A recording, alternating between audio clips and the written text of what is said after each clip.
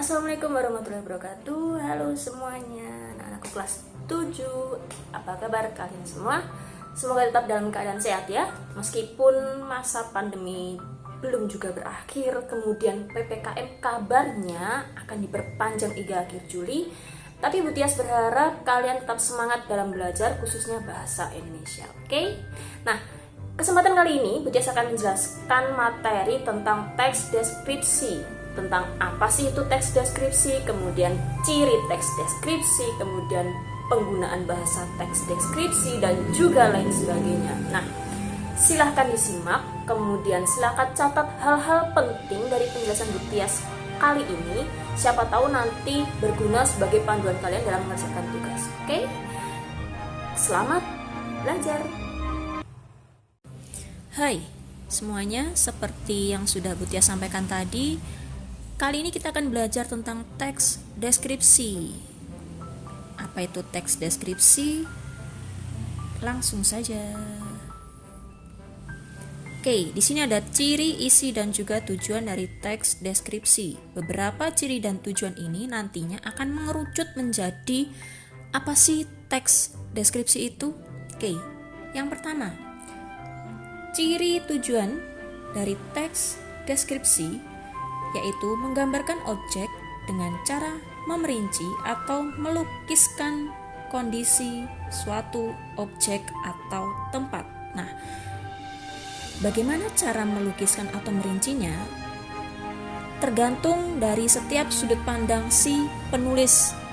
Nah, jadi setiap penulis, setiap orang yang akan membuat teks deskripsi, misalkan si A dan si B sama-sama mendeskripsikan sebuah kursi.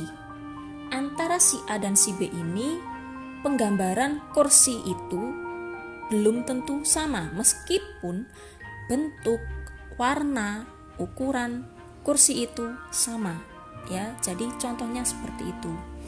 Jadi, ciri dari tujuan teks deskripsi ini selain merinci atau melukiskan suatu objek atau peristiwa atau tempat dari si penulis secara personal, secara rinci, secara nyata, jadi hal itu dibuat dengan tujuan agar si pembaca teks nanti seolah bisa melihat, seolah bisa mendengar, ataupun mengalami hal yang dideskripsikan oleh si penulis tadi. Oke, berikutnya ada ciri objek yang dideskripsikan. Objek yang dibicarakan bersifat khusus, berbeda dengan yang lain, dan bersifat personal atau pribadi. Seperti yang sudah Bu Tias sampaikan tadi, misalkan ada penulis A dan penulis B. Mereka berdua sama-sama mendeskripsikan atau menggambarkan suatu kursi atau sebuah kursi. Nah, meskipun kursi ini hanya satu, tapi antara penulis A dan penulis B, belum tentu mereka akan menuliskan hal yang sama.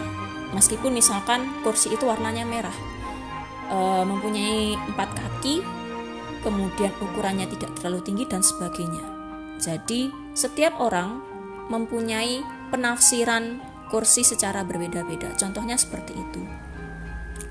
Kemudian ada ciri isi. Nah, isi dari teks deskripsi ini dirinci menjadi beberapa bagian, mulai dari bisa ukuran, bisa warna, bisa bentuk, bisa kondisi, dan lain sebagainya. Penggambaran objek-objek itu digambar secara nyata, secara real, sesuai dengan fakta, sehingga nantinya dalam sebuah teks deskripsi itu banyak menggunakan kata khusus dengan kandungan emosi yang kuat. Contohnya,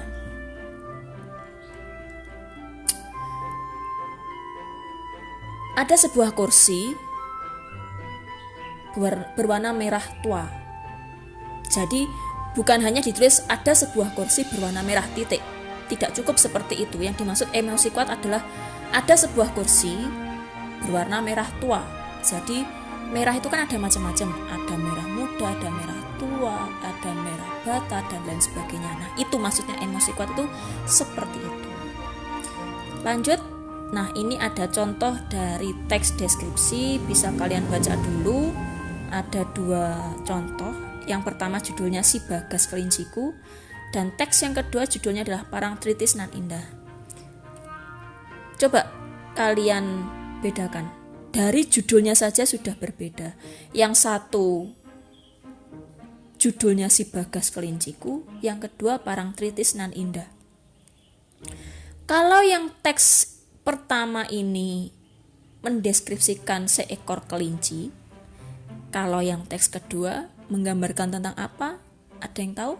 Ya, betul sekali, menggambarkan sebuah panorama, yaitu Pantai Parangtritis. Ya, betul. Nah, sekarang coba dibaca dulu.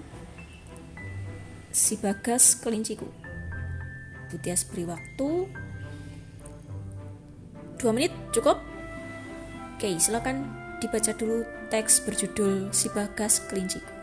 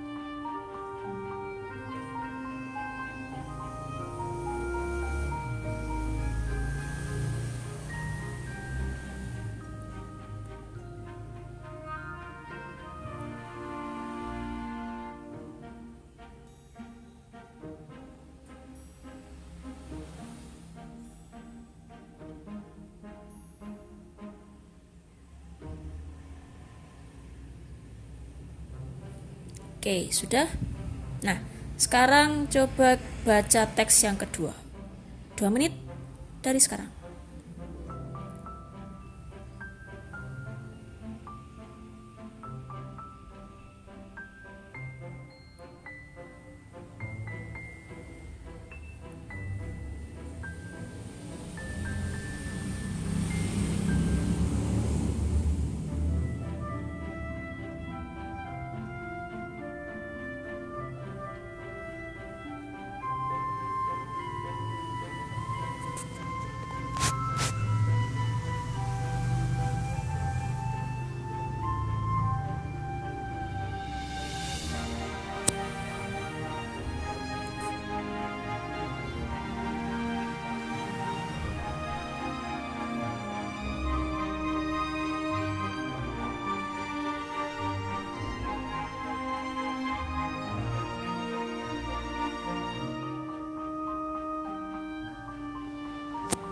Oke, sudah?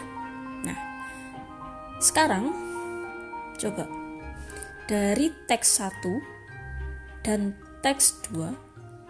Oke, dari teks 1 dan teks 2, adakah yang bisa menyebutkan perbedaan dari kedua teks tersebut selain judulnya? Tadi Butia sudah sebutkan perbedaan dua teks ini. Oke, teks yang pertama ini mendeskripsikan tentang binatang, yaitu kelinci. Kemudian teks yang kedua mendeskripsikan tentang sebuah tempat. Ya, betul, sebuah tempat atau panorama Parangtritis, Pantai Parangtritis. Oke. Teks pertama ini mendeskripsikan tentang kelinci yang bernama Bagas. Si pemilik menamakan Bagas karena si pemilik tersebut berharap, jadi si pemilik itu atau si penulis ini mempunyai kelinci kesayangan yang diberi nama Bagas. Kenapa diberi nama Bagas? Harapannya adalah agar selalu sehat dan bugar. Ya, kemudian dideskripsikan mulai dari bulunya, bagaimana warnanya, bagaimana kondisi bulunya, kemudian matanya, kemudian ada lagi bibirnya, telinganya, dan lain sebagainya. Nah, itu deskripsi fisik si kelinci yang bernama Bagas tadi. Nah, setelah dideskripsikan mulai dari mata, hidung, telinga, bibir, warna bulunya, keadaan bulunya, Berlanjut pendeskripsian tentang kebiasaan si Bagas atau si kelinci si penulis itu tadi. Perilakunya manja, kemudian hampir setiap malam itu suka tidur di ujung kaki si penulis, kemudian senang mengganggu, kemudian dia juga kalau minta makan itu seringnya berputar-putar di depan si penulis sambil mengibas-ngibaskan telinganya yang panjang. Kemudian ada lagi tingkah lakunya itu seperti mulutnya itu berkomat kamit seperti orang sedang berdoa. Nah, ini pendeskripsian perilaku si kelinci. Kalau yang paragraf pertama tadi deskripsi atau perincian dari fisik si kelinci, kalau paragraf yang kedua perincian tentang perilakunya. Nah, paragraf yang terakhir, paragraf yang ketiga, masih pendeskripsian atau masih perincian tentang perilaku si Bagas, tapi lebih detail lagi, lebih unik lagi. Nah, contohnya kalau marah, Bagas melakukan atraksi yang menarik. Dia menggunakan kaki belakangnya dan melompat dalam jangkauan yang begitu jauh. Buk! Sering terdengar dia menjatuhkan diri. Kadang dia melompat sampai sejauh 3 meter. Kalau tidak dipedulikan, kakinya dientak-entakkan seperti anak kecil yang merajuk minta dibelikan mainan. Nah, ini masih merinci tentang perilaku si Bagas atau si kelinci tadi. Oke, nangkep ya dari sini, semoga kalian ngerti. Kemudian teks yang kedua. Nah, ini perincian tentang tempat, tentang panorama Pantai Parangtritis. Nah, di paragraf pertama dijelaskan, dirincikan tentang sebuah tempat wisata andalan kota Yogyakarta, yaitu Pantai Parangtritis. Di sini di paragraf pertama ini dirinci mulai dari letaknya di mana, kecamatannya, kemudian terletak sekitar berapa kilometer dari kota Yogyakarta dan lain sebagainya. Jadi untuk pembukaannya yang dijelaskan, yang dirincikan adalah letak dari Pantai Parangtritis ini. Kemudian di paragraf kedua mulai mendetail tentang suasana di Pantai Parangtritis itu. Mulai dari pemandangannya yang memesona, kemudian kalau dilihat dari sini, di sebelah kirinya Pantai Parangtritis itu terlihat tebing yang sangat tinggi. Kemudian di sebelah kanan Pantai Parangtritis itu para pengunjung bisa melihat karang yang besar seolah-olah siap menjaga gempuran ombak yang datang setiap saat. Nah, kemudian dirinci lagi keadaan pasirnya atau mungkin langit, warna langit saat itu dan lain sebagainya. Lanjut ke paragraf ketiga, masih merinci tentang suasana Pantai Parangtritis. Kalau sore hari itu bagaimana suasananya, indah karena saat itu matahari tenggelam. Jadi para pengunjung bisa melihat betapa indahnya suasana Pantai Parangtritis di saat sore hari. Kemudian dirinci lagi, warna matahari tenggelamnya semburat merah keemasan. Kemudian ada lagi anginnya, hembusan angin sore hari itu seakan bisa dirasakan oleh pipi kita, oleh kulit tubuh kita. Kemudian ada lagi saat itu seolah-olah matahari tenggelam ke dalam hamparan air laut. Nah, jadi dirinci mulai dari yang tadi awalnya paragraf 1 itu lokasi, mulai dari mungkin kalau ada di desa apa, ada di kecamatan apa, kemudian letaknya berapa kilometer dari kota Yogyakarta. Lalu lanjut ke paragraf kedua, ketiga itu nanti bisa lebih rinci, suasana di Pantai Parangtritis itu seperti ini, di sebelah kiri ada seperti ini, di sebelah kanan ada seperti ini, pasirnya seperti ini, kemudian suasana sore hari itu seperti ini. Mungkin kalau ada penjual, kalian bisa nanti menyebutkan ada penjual makanan ini dan fasilitas sebagainya. Nah, berikutnya kita lanjut ke jenis teks deskripsi. Jenis teks deskripsi itu dibedakan menjadi dua. Yang pertama berdiri sendiri sebagai teks deskripsi, dan yang kedua menjadi bagian dari teks lain. Ya, misalkan bagian dari cerpen atau novel, majalah, lagu dan lain sebagainya. Kemudian penggunaan bahasa. Penggunaan bahasa di sini mulai dari kata umum mengerucut menjadi kata khusus. Contohnya seperti merah tadi ada merah muda, ada merah tua, ada merah keemasan, ada merah bata dan lain sebagainya. Di sini Butia sudah mencontohkan beberapa kata umum dan kata khusus. Ada kata sifat, baik, kata umumnya baik, kata khususnya bisa baik itu yang seperti apa? Ramah, sopan, penolong, dan lain sebagainya itu juga termasuk kategori baik. Contohnya, ibuku adalah seorang ibu yang baik. Nah, baiknya itu seperti apa? Ia suka menolong, ramah, sopan, perhatian kepada siapapun. Contohnya seperti itu ya. Nanti kalau misalkan itu dibuat sebuah kalimat. Ada lagi kata indah. Nah, bisa dikerucutkan menjadi menakjubkan, permai, elok. Kemudian ada bentuk. Kata khususnya bisa menjadi kubus, tabung, persegi. Bentuk ada macam-macam. Kemudian biru. Nah, contoh seperti kata merah tadi ada biru laut, biru langit, biru toska, navy dan lain sebagainya. Yang terakhir ini ada kata umum kuat. Kuat itu bisa perkasa, bisa tangguh. Ayahku adalah orang yang kuat. Contohnya dia sangat tangguh menghadapi segala rintangan dalam pekerjaannya. Contohnya seperti itu. Oke, lanjut. Nah, kalau tadi kata, sekarang kalimat. Kalau tadi kata umum, kata khusus, sekarang kalimat ke kalimat perincian. Ya, seperti yang Butia sampaikan tadi. Nah, ini ibuku orang yang sangat baik. Kalau dirinci menjadi sebuah kalimat, dikembangkan menjadi sebuah kalimat, bisa contohnya seperti ini. Dia berusaha menolong semua orang. Ibuku ramah dan tutur katanya juga lembut kepada siapa saja. Contohnya seperti itu. Jadi yang digarisbawahi adalah baik. Baik ini kan masih umum.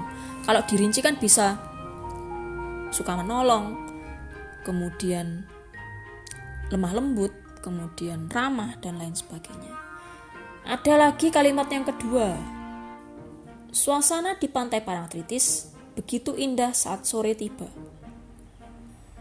Suasana di pantai Parangtritis begitu indah saat sore tiba. Di sini yang masih umum adalah kata, ya betul, kata indah.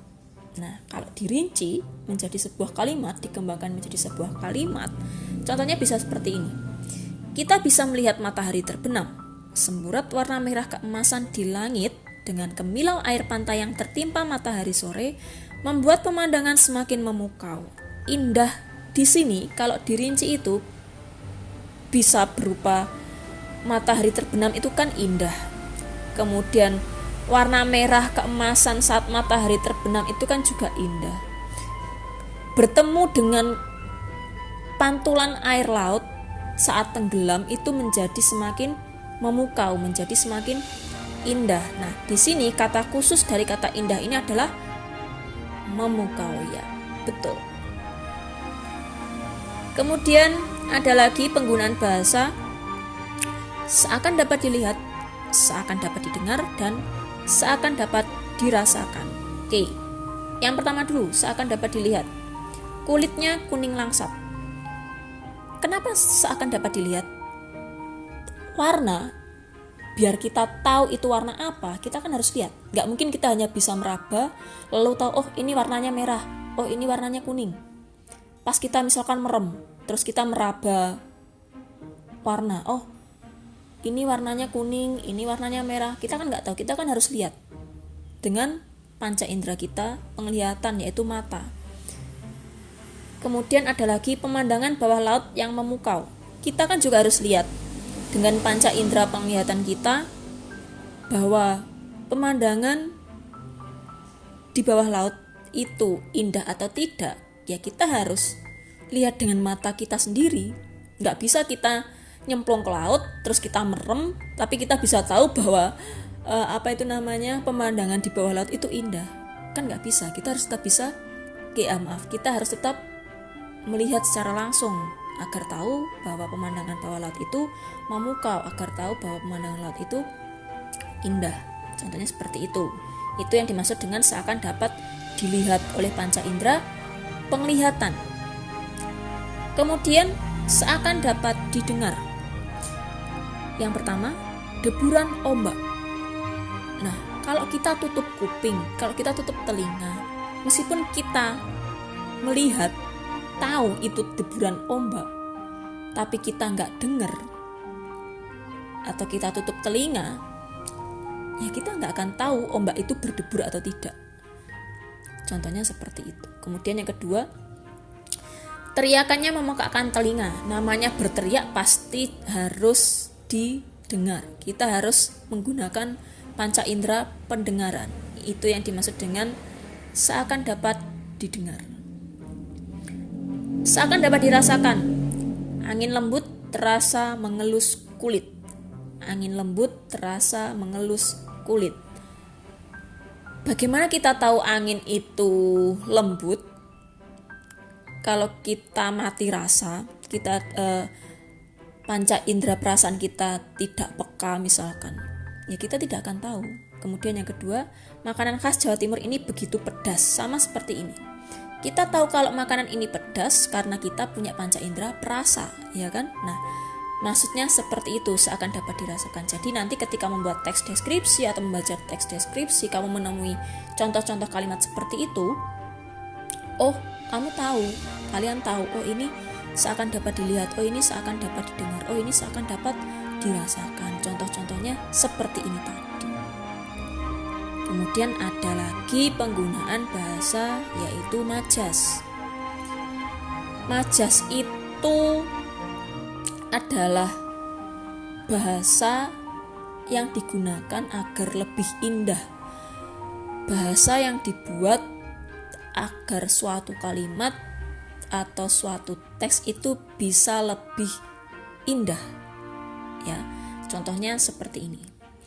Batu karang besar siap menjaga gempuran ombak yang datang setiap saat. Kalau dibaca ini kan agak lebay ya kesannya. Batu karang besar siap menjaga gempuran ombak yang datang setiap saat. Harusnya kan misalkan tidak digunakan majas, seperti ini saja bisa. Batu karang yang besar siap menjaga ombak yang datang setiap saat. Nggak usah harus digempur, ini terlalu berlebihan. Tapi terkadang bahasa Indonesia itu seperti itu. Agar kalimat yang diucapkan, agar kalimat yang dituliskan itu terkesan indah, terkesan menarik, kita harus melebih-lebihkan seperti ini. Contohnya menggunakan majas. Yang kedua, tutur katanya lembut kepada siapa saja. Tutur katanya lembut kepada siapa saja. Bagaimana kita tahu tutur kata itu lembut atau tidak? Lembut, kasar, halus, dan lain sebagainya. Ini juga digunakan agar memperindah sebuah kalimat. Ada lagi, pohon kelapa melambai-lambai seolah menari. Bagaimana pohon kelapa bisa menari, ya kan? Bagaimana pohon kelapa bisa melambai-lambai? Nah, contoh-contoh seperti ini yang disebut dengan majas. Jadi, agar memperindah sebuah teks, agar memperindah sebuah bahasa, digunakanlah majas seperti ini. Oke, kurang lebih seperti itu. Semoga kalian bisa sedikit mengerti dan paham tentang teks deskripsi. Ini kita masih belajar tentang ciri dan juga penggunaan bahasa dalam teks deskripsi. Pertemuan berikutnya, Budes akan sampaikan tentang struktur dan juga kebahasaan dari teks deskripsi. Kurang lebih seperti itu. Terima kasih. Untuk tugasnya, silahkan dicek di classroom masing-masing. Kalau ada pertanyaan, boleh ditanyakan di grup Bahasa Indonesia kelas masing-masing. Sekian, terima kasih. Tetap semangat belajarnya meskipun online. kita bertemu lagi di lain waktu. Wassalamualaikum warahmatullahi wabarakatuh.